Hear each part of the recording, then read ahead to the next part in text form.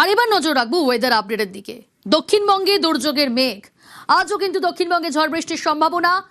উত্তর পশ্চিম বঙ্গোপসাগরে নিম্নচাপ, আজও দক্ষিণবঙ্গে ঝড় বৃষ্টির সম্ভাবনা। কিন্তু কোন কোন জেলায় ঝড় বৃষ্টির সম্ভাবনা জানার চেষ্টা করব। বিশ্বজিৎ রয়েছে আমার সঙ্গে সরাসরি। বিশ্বজিৎ, আজও দক্ষিণবঙ্গে ঝড় বৃষ্টির সম্ভাবনা, অর্থাৎ দক্ষিণবঙ্গে দুর্যোগের মেঘ, কোন কোন জেলায় বৃষ্টির সম্ভাবনা? একদমই প্রিয়াঙ্কা, বা লেটেস্ট আপডেটটা জানিয়ে দিই যে উত্তর পশ্চিম বঙ্গোপসাগরে যে নিম্নচাপ তৈরি হয়েছিল কয়েক ঘন্টা আগেই, সেই নিম্নচাপ সুস্পষ্ট নিম্নচাপে পরিণত হয়েছে, অর্থাৎ তার শক্তি আরও বেড়েছে। বাংলা এবং ওড়িশা উপকূলে যত কাছে এগিয়ে আসবে তত এর প্রভাব বাড়বে, এবং ওড়িশা উপকূলে আজ যেমন ভারী থেকে অতি ভারী বৃষ্টির সম্ভাবনা রয়েছে, আজ ভারী বৃষ্টির সম্ভাবনা দক্ষিণবঙ্গের যে জেলাগুলিতে বেশি থাকবে, দক্ষিণ চব্বিশ পরগনা, পূর্ব ও পশ্চিম মেদিনীপুর, ঝাড়গ্রাম এবং বাঁকুড়া ও হাওড়া জেলাতে।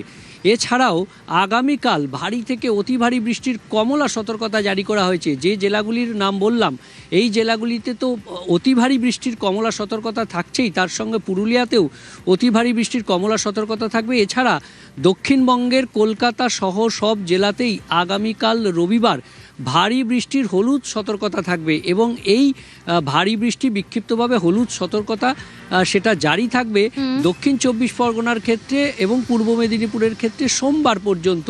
তবে আগামী সপ্তাহেও বিক্ষিপ্তভাবে বজ্রবিদ্যুৎ সহ ঝড় বৃষ্টির হলুদ সতর্কতা জারি থাকবে দক্ষিণবঙ্গে। অর্থাৎ ভারী অতি ভারী বৃষ্টি কেটে গেলেও, এই সুস্পষ্ট নিম্নচাপের প্রভাব কেটে গেলেও ঝড় বৃষ্টির সম্ভাবনা থাকবে, কারণ মৌসুমী অক্ষরেখা এই মুহূর্তে রাজস্থান থেকে এই ওয়েস্ট বেঙ্গলের একেবারে বেশ দক্ষিণবঙ্গের ঝড় বৃষ্টির সম্ভাবনা যেমনটা জানাচ্ছে হাওয়া অফিস। আজ কাল ভারী বৃষ্টির সম্ভাবনা রয়েছে।